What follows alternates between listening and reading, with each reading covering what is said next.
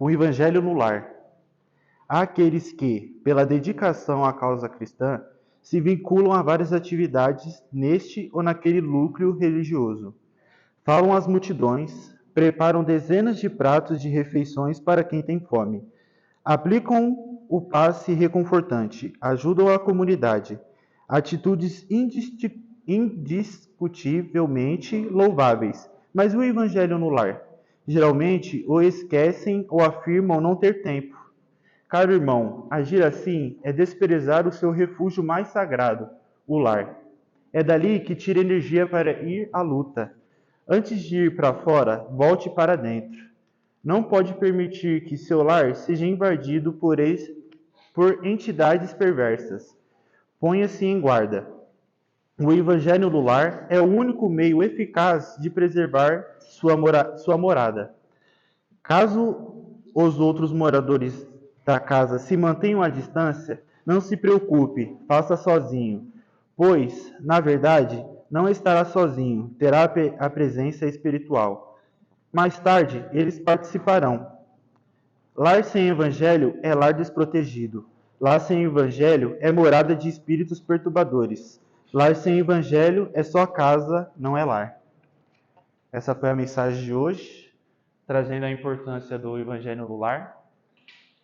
E convido a vocês, se sentirem à vontade de fechar os olhos, se ligar a Deus, ao Mestre Jesus. Estamos aqui pelos ensinamentos dele e buscando aprender mais. Que desde já também já nos sintonizamos com a espiritualidade aqui presente, agradecendo essa oportunidade de aprender. E que assim seja, graças a Deus. Hoje a palestra é da Nélia, do SEMA. A Santa Espírita Maria Madalena vai trazer o tema Os Tutelados de Maria, né? Fica à vontade. Bom dia! Que alegria estar aqui nesta casa. Que alegria reencontrar vocês, porque eu não tenho dúvidas de que esse é um momento de um grande reencontro. E eu estou muito feliz. Nós nos deslocamos lá do Planalto Central para estar aqui nessa manhã linda do mês de setembro. E estamos em plena campanha do Setembro Amarelo. A campanha de prevenção do suicídio. E diante do quadro, diante do panorama mundial, é muito pertinente essa campanha. E é muito necessário também que nós falemos sobre o tema suicídio. É um tema doloroso? Sim. E é quase sempre acobertado pelo silêncio e pela dor daqueles que perderam entes queridos de uma forma tão trágica, de uma forma tão dolorosa. Então precisamos sim falar do suicídio, porque a melhor forma de preveni-lo é falar sobre ele. Centenas de milhares de pessoas estão tirando a própria vida, tomadas pela dor, tomadas pelo desespero. As estatísticas são tão apavorosas, tão apavorantes, que em 2006, que foi o último relatório oficial da Organização Mundial de Saúde, um suicídio a cada 36 segundos. Então, realmente, o quadro panorâmico, ele é grave. Então, nós precisamos falar sobre o tema. Tem uma pesquisa muito interessante de uma pesquisadora norte-americana, a doutora Julie Sellel, da Universidade de Kentucky. Ela fez um estudo, coordenou um estudo, e esse estudo mostra que apenas um único suicídio é capaz de impactar 135 pessoas. Já imaginaram isso? Um único suicídio impactando 135 pessoas? E essas pessoas, afetadas pela dor, pelo sofrimento, pelos preconceitos, pela vergonha e pela culpa. Imaginem a situação do estado mental desses irmãos que foram afetados. Então, repito, é muito importante que nós falemos sobre esse tema, por mais difícil que ele seja. E hoje eu estou aqui representando o Grupo Mediúnico de Atendimento a Suicidas, do Centro Espírita Maria Madalena, localizado na região administrativa de Planaltina, lá no Distrito Federal. A nossa cidade fica mais ou menos a 40 quilômetros do centro de Brasília. Então, o nosso grupo, ele começou diferente, como vocês terão a oportunidade de ver. Na verdade, o nosso grupo, ele começou em um momento que, pelo que eu vi, já percebi, é muito comum nessa casa. E eu já vou dizer que momento foi esse. Então, meus irmãos, nós viemos aqui falar, obviamente, da obra Os Tutelados de Maria. Porque falando desta obra, nós estaremos trabalhando na prevenção do suicídio e estaremos falando da importância de prevenir. Porque nós estaremos falando das práticas mediúnicas de socorro a esses irmãos. André Luiz, no livro Conduta Espírita, ele diz que a arte deve ser o belo criando o bom. Então, a arte enobrecida, ela estende o poder do amor. Ela potencializa o poder do amor. Então, vamos imaginar, com base nessa fala do André Luiz, vamos imaginar um palco. Um palco de teatro. Um palco de teatro onde histórias de vidas são contadas e onde as fronteiras entre o mundo material e o mundo espiritual se fundem. Um palco onde a junção da arte e da espiritualidade é capaz de atravessar a escuridão e levar luz àqueles que estão sofrendo, levar esperança àqueles que estão desesperançados, de levar força, coragem e ânimo àqueles que estão enfraquecidos, àqueles que estão tristes, àqueles que já não se sentem mais capazes de lutar. Então, vocês podem, nesse momento, estar se perguntando, mas então essa obra, ela é só para os médiuns? Porque vai falar das práticas mediúnicas que estão compiladas nessa obra? E eu respondo a vocês que não. Que essa obra, ela interessa a todo o público. E não apenas aos médiuns que estejam na sala mediúnica, ou aqueles que pretendem estar numa sala mediúnica. Interessa a todo o público, porque essa obra, ela vai falar da imortalidade da alma, através das histórias dolorosas, através das comunicações extremamente tocantes dos nossos irmãos suicidas. E o maior desapontamento daquele que decide sair pela porta enganosa do suicídio é de reconhecer-se, após o fenômeno da morte do corpo físico, reconhecer-se vivo e sofrendo ainda mais do que antes. O conteúdo dessa obra, ela interessa sim a todo o público, Por quê? Porque nessa obra nós vamos encontrar a certeza de que Deus é bondade, é misericórdia, é compaixão.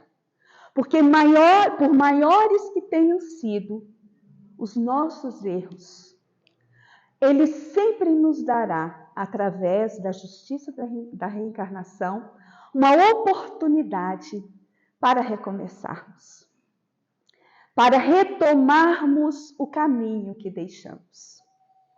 Então, essa obra fala disso. Essa obra também fala, gente, que as penas eternas não existem. Por que as penas eternas não existem? Porque o mal que há em nós não é eterno. Como assim? Mas eu ouvi dizer que na doutrina das penas eternas existem erros, equívocos que nós cometemos, para os quais não há qualquer esperança de redenção. E essa obra vai mostrar justamente o oposto. Ela vai mostrar que nós fomos criados para sermos espíritos perfeitos. Obviamente que a perfeição relativa, porque a perfeição absoluta é somente de Deus. Então a gente vai compreendendo que a nossa destinação é nos tornarmos espíritos puros. E então, quando nós nos desviamos do caminho, Deus nos dá a oportunidade de retomá-lo e prosseguir na nossa caminhada evolutiva. A caminho do quê? Da felicidade eterna. Então, eu sempre me assustava quando eu estudava esse tema e pensava assim, puxa, Nélia, você um dia vai ser um espírito perfeito, vai ser um espírito puro. Sério? Sério. Todos nós que aqui estamos, cada um de nós, iremos um dia nos tornarmos esse espírito puro e iremos gozar da felicidade plena. Aí a gente fica pensando, é mesmo? Não é? É mesmo. Isso é real. Bom, e talvez uma outra pergunta que vocês possam estar se fazendo, mas quem são esses tutelados de Maria? Quem são? Como é que surgiu esse grupo? Como essa obra foi elaborada? Bom, a primeira pergunta nós iremos responder mais adiante. Agora a gente vai falar um pouquinho sobre como surgiu o grupo mediúnico de atendimento a suicidas e como a obra ela foi estruturada. Como eu disse para vocês, o nosso grupo ele nasceu lá, num palco de teatro. Sério? Nasceu lá, no palco de teatro. No ano de 1988, o grupo de teatro da Casa Espírita Maria Madalena, o Teluzes, estava ensaiando a peça teatral Nascer de Novo. E o enredo dessa peça, ele contemplava a história de 3 espíritos em 2 encarnações. E fazia a relação entre as provas, as expiações que esses espíritos estavam passando, relacionando-as com as vidas passadas, em que eles haviam sido suicidas. E aí, no decorrer dos ensaios, alguns componentes do grupo começaram a perceber a aproximação de espíritos que estavam ligados à temática que estava sendo trabalhada. Então, o grupo decidiu, a partir daquele momento, começar a fazer preces para esses espíritos. Mas não apenas para eles, mas para os encarnados que estivessem passando por situações idênticas ou similares às daqueles espíritos. E isso continuou. Quando já tinha passado um tempinho sobre essa nova prática dentro dos ensaios do Teluzes, o mentor do grupo comunicou-se psicofonicamente E deu ao conhecimento do grupo que, durante os ensaios, grande plateia de espíritos estava presente. E que essa plateia, ela era formada por espíritos que estavam ligados diretamente ou indiretamente à temática que estava sendo trabalhada na peça. Outros espíritos estavam lá também para ajudar os atores a desempenharem seus papéis. Mas que a grande maioria daquela plateia era formada por espíritos que não tinham a mínima noção da sua condição espiritual. E que eles estavam sendo levados para assistir os ensaios, para serem tratados, para serem despertados. E então, no ano de 1989, depois que a peça já tinha sido estreada, o grupo decidiu continuar com as preces, mas dali para adiante, para os espíritos suicidas, porque o grupo muito se sensibilizou com a situação daqueles irmãos. E aí, gente, depois de um ano que o Teluzes estava fazendo essas preces, a direção do departamento de divulgação e artes, que era formado pelo grupo de teatro e pelo grupo de canto Maria Madalena, tendo em vista a importância daquele trabalho que o Teluzes estava fazendo de preces para os espíritos suicidas, então o departamento decidiu incorporar essa atividade às suas atividades normais. Então, as preces que antes eram semanais, porque aconteciam dentro dos ensaios, passaram a ser mensais, para contemplar tanto os componentes do grupo de teatro, quanto os componentes do grupo de canto. E aí, durante um ano, assim foi trabalhado. Só que no ano de 91, os mentores da reunião nos sugeriram que nós estruturássemos melhor aquela reunião que nós já fazíamos. Então, eles nos sugeriram que estudássemos o Evangelho e o livro Memórias do Suicida, da nossa querida médium Ivone do Amaral Pereira. E assim nós fizemos. E eles também nos orientaram que nós dividíssemos esse momento de vibrações em 3 partes. Na primeira parte, nós iríamos vibrar pelos nossos irmãos suicidas, que ainda estavam no Vale dos Suicidas, ou em locais similares da espiritualidade. Para quê? Para ajudá-los no despertar da consciência. No segundo momento, que nós deveríamos canalizar as nossas vibrações para aqueles espíritos que, já não mais no Vale dos Suicidas, estavam já sendo tratados no Hospital Maria de Nazaré, na colônia Maria de Nazaré. E não apenas no Hospital Maria de Nazaré, mas em outros hospitais de organizações congêneras, porque nós temos no mundo espiritual outras organizações que são parceiras de Maria. E que no terceiro momento nós vibrássemos pelos encarnados que estavam vivendo momentos de dor, momentos de grandes dificuldades. Que nós vibrássemos por eles para o suportar das provas. Isso muito nos emocionou, porque dentro do nosso próprio grupo, cada um de nós carregava os seus dramas, passava por suas dificuldades. Se não eram pessoais, eram familiares. Então, isso muito nos emocionou. E a partir do momento que nós começamos a fazer essa atividade, as pessoas começaram a procurar o nosso grupo, tanto na casa, né, como fora dela também, para que nós orássemos por outros irmãos que estivessem em grande sofrimento e poderiam ser potenciais suicidas.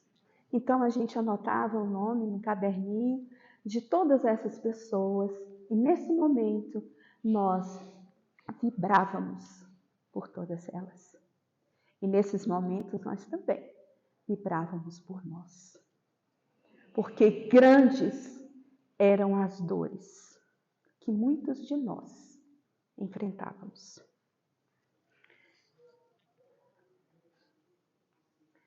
Vocês me perdoem se em alguns momentos eu ficar um pouco emocionada, porque eu estou fazendo uma retrospectiva e as coisas parece que voltam com tanta intensidade, não é? Então vocês me perdoem.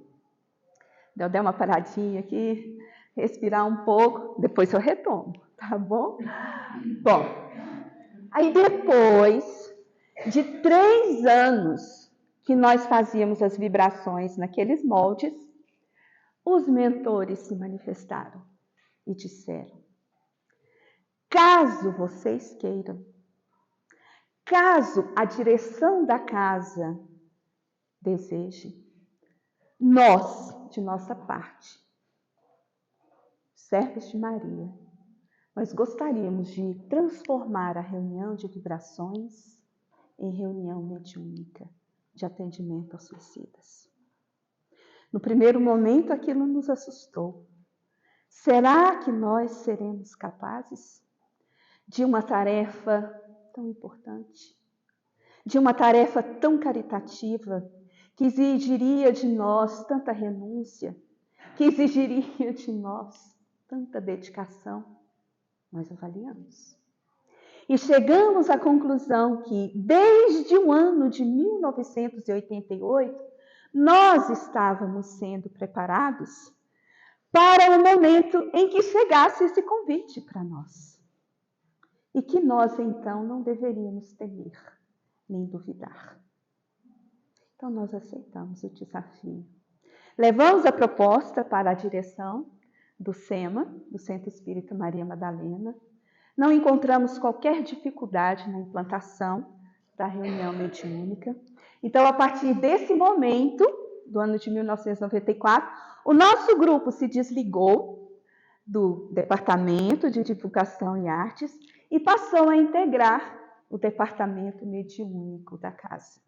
Aí vocês podem estar se perguntando: vocês saíram, né, do DDA? Não, apenas essa atividade ela foi deslocada e ficou sob a responsabilidade do Departamento Mediúnico da casa. E então, como eu disse, depois lá daquela retrospectiva que eu fiz para vocês no início, né? Então agora vocês compreendem quando eu disse que a junção entre a arte e a espiritualidade deu início ao grupo de atendimento a espíritos suicidas. Ou seja, essa atividade ela começou em 88, no palco do teatro. Bom, então, depois que nós já estávamos trabalhando, né, como grupo mediúnico, os espíritos nos deram uma tarefa. E que tarefa? Eles nos pediram que nós começássemos a juntar material que servisse de estudo para o próprio grupo e para outros grupos que se dispusessem a atender, a socorrer espíritos suicidas. E aí aconteceu uma coisa incrível, porque quando eles nos deram essa nova tarefa, a nossa reunião, a dinâmica dela mudou completamente. Então, quando nós iniciávamos, primeiro nós tínhamos a comunicação de um dos mentores da reunião. Então, ele começava, nos explicava com riqueza de detalhes todos os casos dos espíritos que seriam levados naquela noite para serem socorridos, para serem tratados. E, além disso, eles nos explicavam, também com detalhes, como nós deveríamos proceder para socorrê-los. Então, quando eles se manifestavam, nós já sabíamos qual a terapêutica mais adequada para socorrer aquele irmão. E aí, diante dessa coisa totalmente nova, eu falei assim, peraí, nós não vamos conseguir guardar tudo isso na memória, né, para depois falar sobre elas. Então, nós começamos a gravar as nossas reuniões. E aí a gente usou, na década de 90, aquilo que a gente tinha de mais avançado em termos de tecnologia. O nosso gravadorzinho laico com as fitas cassete. Então, eu acho que grande parte aqui, pelo que eu estou vendo, talvez nem tenham conhecido essas fitinhas cassetes que nós gravávamos, né, todas as nossas reuniões. E uma vez por mês, a gente se reunia para poder estudar as comunicações, para fazer a transcrição dessas comunicações e também das mensagens que eram psicografadas. E aí a gente foi começando a juntar material. Meus irmãos, esses anos de coleta foram anos inesquecíveis, foram anos memoráveis. Porque além de nós nos emocionarmos novamente com os nossos irmãos suicidas, porque nós ouvíamos as comunicações, nós aprendíamos com eles grandes lições. Lições essas que nos sustentavam no momento das nossas próprias provações. E como eu disse para vocês, não eram poucas, porque cada um de nós daquele grupo carregava o seu fardo.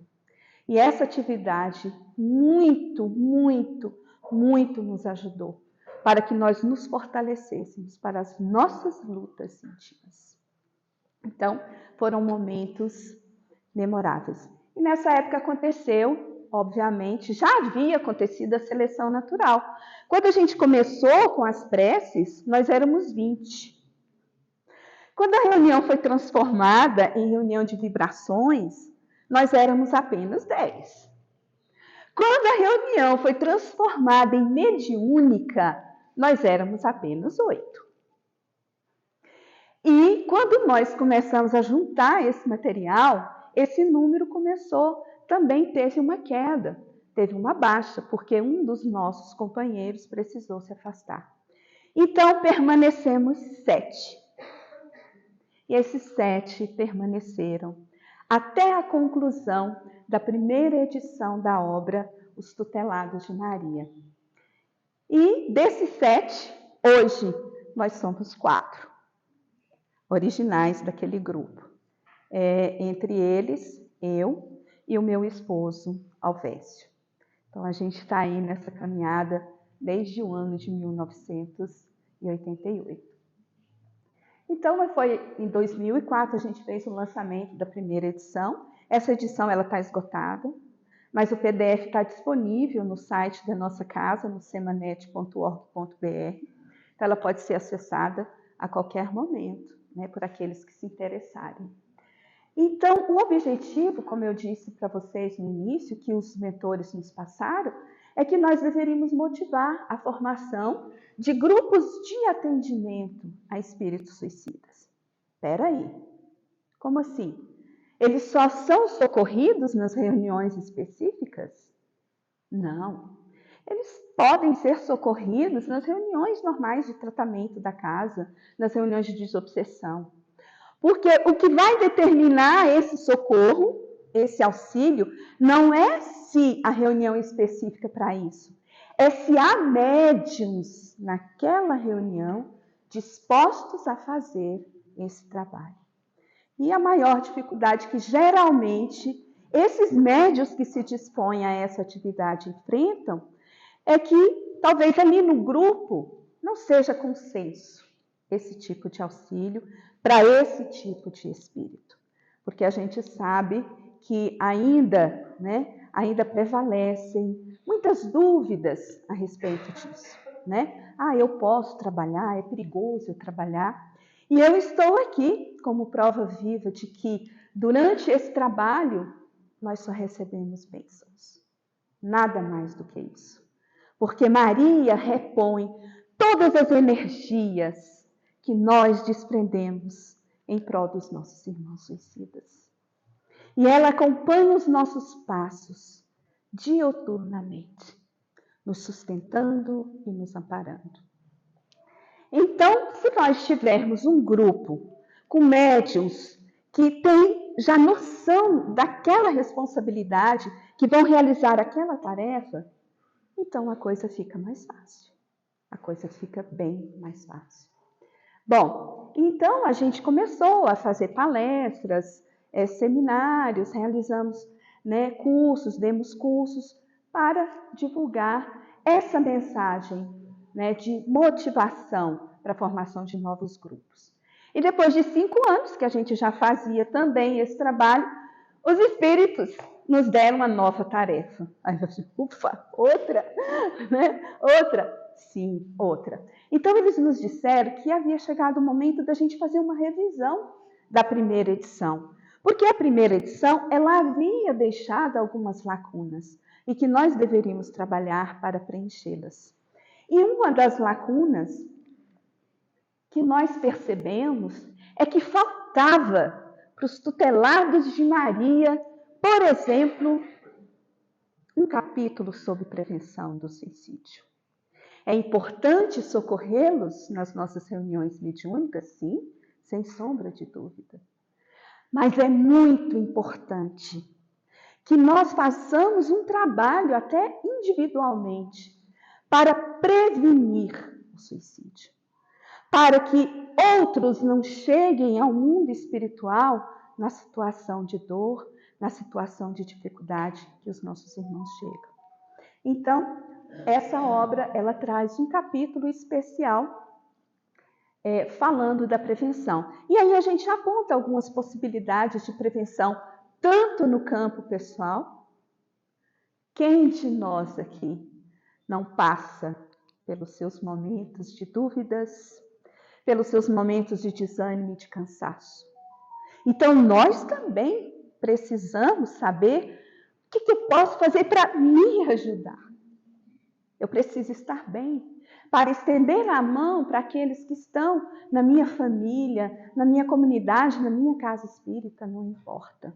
Então, nesse capítulo, a gente traz algumas possibilidades, não é? de ações preventivas, tanto para nós mesmos, quanto para a nossa família, quanto também, para casa, para os grupos mediúnicos, grupos de prece, outros grupos, porque, como eu vi aqui, esta casa tem encontro de mocidade, esta casa tem evangelização, como eu amei lá na nossa casa, a escola de evangelização é a casa que hoje eu estou frequentando, porque eu frequento 2 casas, a nossa evangelização também lá é evangelização Meimei. Então, assim, eu fiquei emocionada. Eu fiquei emocionada aqui, gente, por vários motivos, A hora que aquele menino começou ali a tocar Ave Maria, menino mesmo, Coisa mais bonita. Começou a tocar Ave Maria, eu fechei os olhos, eu tive que, sabe aquela respiração que eu tive que fazer, porque para não me debulhar em lágrimas de tanta emoção. E também essa obra, ela traz também um diferencial. Ela traz a fundamentação doutrinária para auxiliar os médiuns que já estão trabalhando nas reuniões mediúnicas, como também aqueles que estão se preparando para isso, e também para os grupos de preces. Porque, como nós vimos, eu disse para vocês, nós não começamos com um grupo mediúnico, nós começamos com um grupo de preces, tá? Então, por isso que eu disse no início, que essa obra, ela é para todos os públicos. Então, o objetivo maior nosso com essa obra, além de motivar a formação de novos grupos, é compartilhar as nossas experiências na reunião mediúnica de atendimento aos espíritos suicidas. Então, eu já falei, dos caminhos possíveis para a prevenção, que está nessa obra. Então, nós dividimos a nossa obra em 4 partes. Na primeira parte, nós colocamos o suicida e as modalidades de atendimento e dividimos em 6 capítulos. Gente, a modalidade é a situação em que o espírito se apresenta no momento em que ele chega na nossa reunião. Qual é o estado mental dele? Como nós, médios, podemos identificar qual é a situação daquele espírito para melhor auxiliarmos? Então, nós trazemos no início, dentro de cada capítulo, essa fundamentação doutrinária baseada nas obras da codificação e nas obras complementares. E aí nós trazemos também dentro de cada capítulo como foi que o grupo agiu, como foi que o grupo socorreu esses espíritos, de acordo com cada capítulo. E depois nós apresentamos alguns casos para ilustrar o socorro que foi prestado. Então, dentro de cada capítulo, vocês vão encontrar essa formatação, a fundamentação doutrinária, a atuação dos médios dialogadores e sustentadores e também os casos que vão ilustrar o socorro. Gente, obviamente que aqui a gente colocou nessas modalidades aquelas situações que eram mais comuns nas nossas reuniões, tá? Obviamente que a gente não contemplou todas. Por quê? Porque cada espírito é único, é uma individualidade, é um universo em si mesmo. Mas nós percebemos ao longo de todos esses anos que, apesar dessas peculiaridades, haviam a questão de socorrê-los, havia muita similaridade. Então, por isso, nós fizemos essa catalogação em apenas 6 capítulos, porque senão o livro ia ficar dessa grossura, né? Claro. E ainda assim a gente não ia contemplar, não ia conseguir falar de tudo, tá? Então, a gente dividiu em clichê mental, bloqueio mental, desilusão amorosa, os retalhados, homicidas e suicídio infanto-juvenil. Então, eu sei que alguns podem estar se perguntando, mas o que significa isso, né? Aqui a gente não vai ter tempo para explorar cada uma dessas situações. Mas eu garanto para vocês que no livro vocês terão todas as explicações necessárias de forma fácil para a compreensão. Então, por isso também, qualquer pessoa ela é capaz de ler e de compreender, tá bom? Aqui eu já falei para vocês que dentro de cada capítulo o que vocês vão encontrar. E ao final da primeira parte, gente, isso aqui a gente fez apenas com fins didáticos, tá? Esse quadro resumo de atuação dos médios. Por quê que é somente com fins didáticos?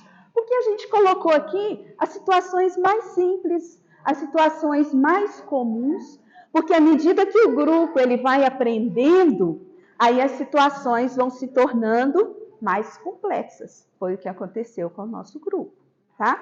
Então, aqui a gente apresenta no quadro uma daquelas modalidades, todas elas, as 6 foram contempladas nesse quadro, como foi que agiu tanto os médiuns dialogadores como os espíritos sustentadores, tá? Então, aqui, só para a gente ter uma ideia, por exemplo, o espírito que se manifesta na nossa reunião em clichê mental. Esse espírito, ele está paralisado no ato do suicídio.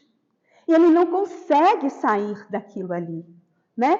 Então, por exemplo, se ele se precipitou das alturas, então ele sente, né, que está caindo, mas ele nunca chega ao final. Então, antes de chegar ao final, ele volta novamente e começa a cair novamente. Então, geralmente, os espíritos nessa situação, eles não têm consciência que o ato foi consumado. Eles ainda acreditam que podem salvar a própria vida. Então, esse é um estado muito doloroso e é um intensificador do sofrimento do espírito suicida. Porque esse estado, ele pode durar dias, semanas, meses, anos. Então, quando ele é levado à reunião, o dialogador, o médio dialogador, vai esclarecê-lo de que aquele ato já foi consumado. Que, na verdade, ele não está caindo. Ele já caiu. E, amigos, como é doloroso esse momento. Então, o grupo precisa estar muito preparado para conseguir amparar esse irmão. E isso, gente, em todas as situações. porque o momento do reconhecimento é um momento muito doloroso para o espírito, muito doloroso. Então, ali trabalham tanto os médiuns dialogadores como os médiuns sustentadores, né? Para poder ajudar esse espírito não apenas a sair daquele clichê, mas e principalmente confortá-lo, né? Mostrar para ele que foi apenas o corpo físico que sucumbiu, que ele continua vivo, que Deus é bom, que Deus é amoroso, que ele vai ter outras oportunidades. Então, é um momento, eu posso dizer assim, doloroso, mas cheio de plenitude, cheio de esperança também para o suicida. Todo espírito que chega em clichê, o médium dialogador vai fazer esse trabalho? Não, gente, isso aqui é só um exemplo. Porque cada espírito tem a sua peculiaridade. E a gente não pode esquecer que os médiuns dialogadores, eles trabalham sintonizados com o coordenador espiritual daquela reunião. Então, ele vai ser intuído, naquele momento, qual o melhor caminho, qual a melhor condução para socorrer aquele espírito. Vocês vão encontrar no livro 2 casos em que nós preferimos relatar o contrário do que isso aconteceu, porque assim é o mais comum. Então, vocês vão encontrar a história de 2 espíritos que o dialogador não os tirou do clichê. E assim, é muito interessante, é bastante interessante, vale a pena a gente conhecer. Então, isso aqui, como eu disse, foi feito apenas com fins didáticos, tá? Para ajudar na identificação, no socorro desses irmãos. E aí a segunda parte do nosso livro vai falar sobre a psicografia. Nossa, eu não sabia, a psicografia é uma forma de socorro? Sim, e muito. Porque através da escrita, o espírito ele vai fazendo uma catarse de tudo aquilo que lhe aconteceu. E isso é uma forma de renovação. Lembra daquela parte que eu comentei com vocês, que nós orávamos por aqueles que já estavam em recuperação para a renovação espiritual deles, a renovação da esperança? Isso acontece no momento da psicografia. Então, as produções escritas eram verdadeiras cartas de desabafo, que a semelhança de confissões proporcionavam a desopressão da consciência culpada. É claro que a gente colocou só uma pequena amostra, tá? Mas, assim, a diversidade de mensagens, elas são inúmeras. Tem 2 casos que nós colocamos aqui que são muito interessantes. O caso de um filho arrependido e de uma mãe. Eles estavam juntos na mesma reunião e ambos escreveram. E nós só ficamos sabendo disso no momento em que os médiuns leram as mensagens psicografadas. Aí que nós fizemos, né, essa comparação, que se tratava, o filho arrependido era o filho daquela mãe. E é uma carta tão linda esse depoimento dela, porque ela fala de todo o sofrimento que ela passou quando o filho dela se suicidou, né? Ele teve uma overdose. Ela já era viúva. E o que é incrível, gente, ela nos conta como ela conseguiu superar a dor da perda do filho, de um filho suicida. Então, por isso que eu disse para vocês que nós aprendíamos com eles grandes lições para as nossas próprias vidas. E na terceira parte, nós temos a arte como terapia para espíritos suicidas. Então, aqui vocês vão perceber nesse capítulo que a arte, ela é muito utilizada. Aqui é uma casa que trabalha com a arte, vocês já devem ter feito esses estudos, né? Que na espiritualidade, eles usam muito a arte para tratar os espíritos, especialmente os espíritos suicidas. Porque eles usam a arte para tratar espíritos com transtornos mentais. Então, a arte é usada para isso. E a arte, por exemplo, quando as excursões iam, lá dos servos de Maria, iam às regiões para o recolhimento dos suicidas, eles levavam espetáculos de música, de dança, de teatro. Para quê? Para atraí-los. Porque além de chamar o nome deles, a maioria, né, já ali dentro daquelas cavernas escuras, quando eles saíam não tinham muita noção do que estava acontecendo. Então ali no momento em que eles viam aquelas apresentações, eles se concentravam aí e aí eles abriam campo para o socorro. Lembra que eu falei que nos nossos ensaios eles nos disseram que grande plateia espiritual estava presente? Então, no momento dos ensaios do coral, no momento dos ensaios do grupo de teatro, eles são levados para serem tratados e para serem socorridos. E aqui tem uma parte que a gente fala do processo da psicopictografia, que é a pintura, o desenho mediúnico. Tá? Então, nós apresentamos quadros de 2 espíritos que foram atendidos na reunião. 2 espíritos, um chamado Marcos e outro chamado Alma Suicida. Então, esse tipo de atendimento, ele pode ser longo, porque esses nossos irmãos mesmo, um compareceu durante 7 sessões, elas eram feitas semanalmente à época, e o outro durante 6 sessões. Não eram sessões seguidas, semanas seguidas. Às vezes acontecia, mas eram alternadas. Então, eles vinham, faziam desenho, faziam quadro e, obviamente, que a continuidade se dava daquele trabalho no mundo espiritual, né? E aí, só para vocês terem uma ideia, a gente trouxe aqui 2 telas do espírito Alma Suicida, tá? Todas elas, como eu disse, estão no livro.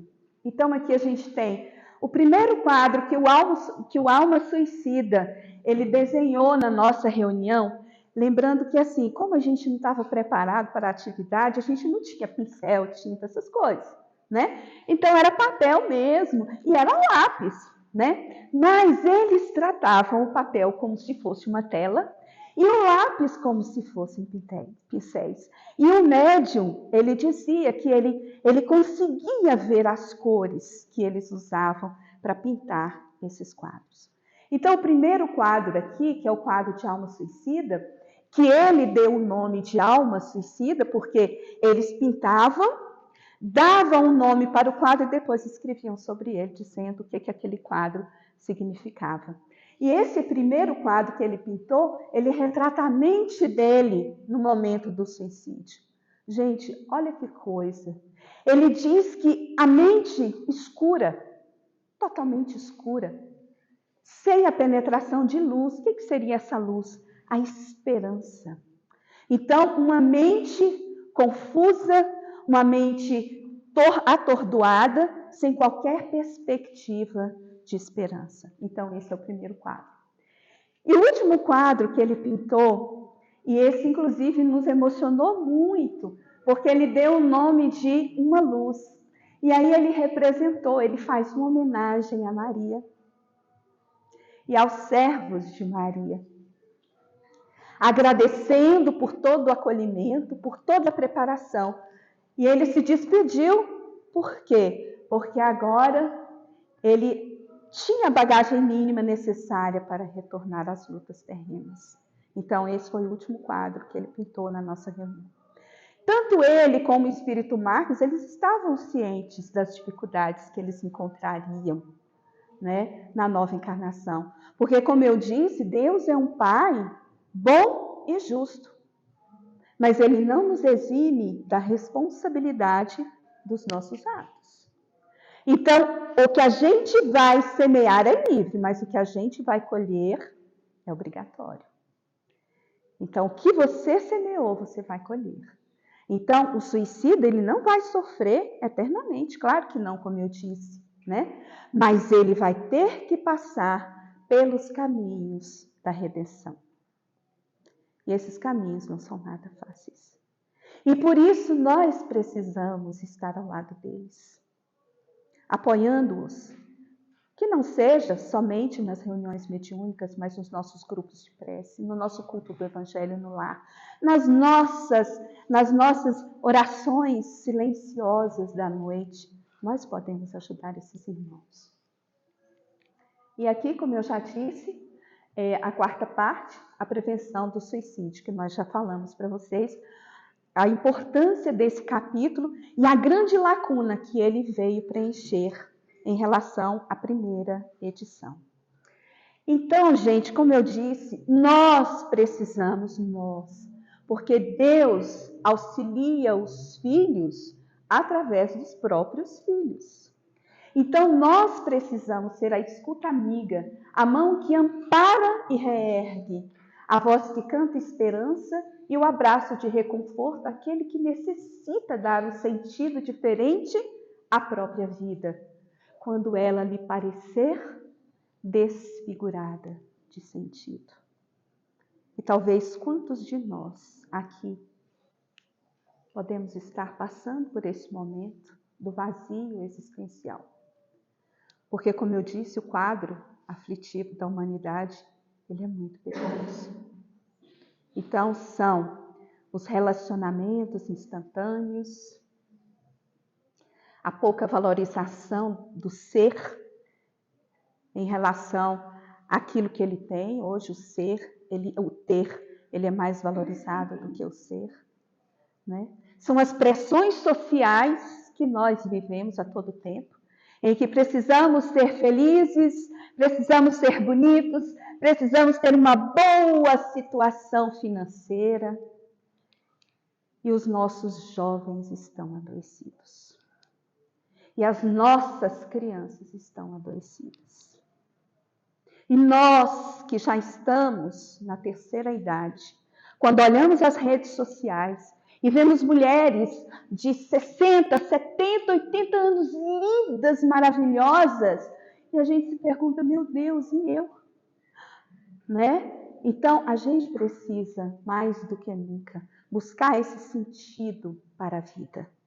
E o sentido para a vida não é um sentido só, não. Cada momento, cada hora, cada momento da nossa vida, a gente pode ter um sentido diferente.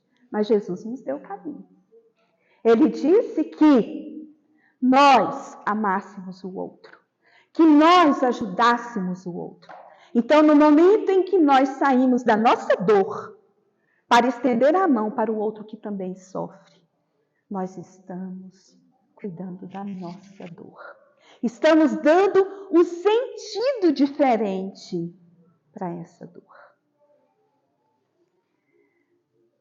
E agora chegou o momento. Quem são os tutelados de Maria?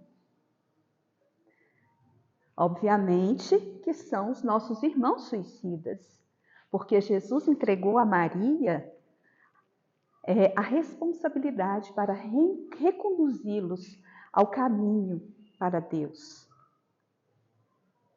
No entanto, o Espírito Martão, coordenador espiritual desta obra, no prefácio, ele amplia essa definição. Sabe por quê? Porque ele diz que tutelados de Maria somos todos nós que caminhamos pela terra ou além dela, assolados por dores e lamentos, necessitados de amparo, de cuidado e do amor de uma mãe.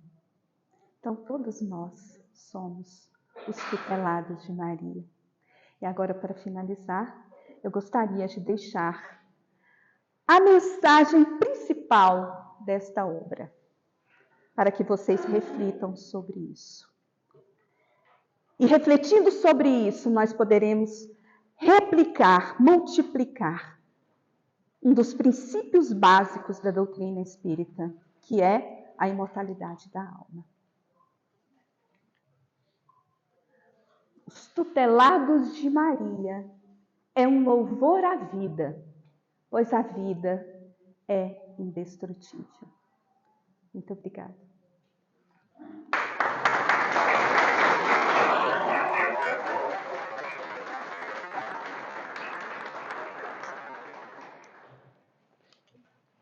Bom dia a todos. Bom dia.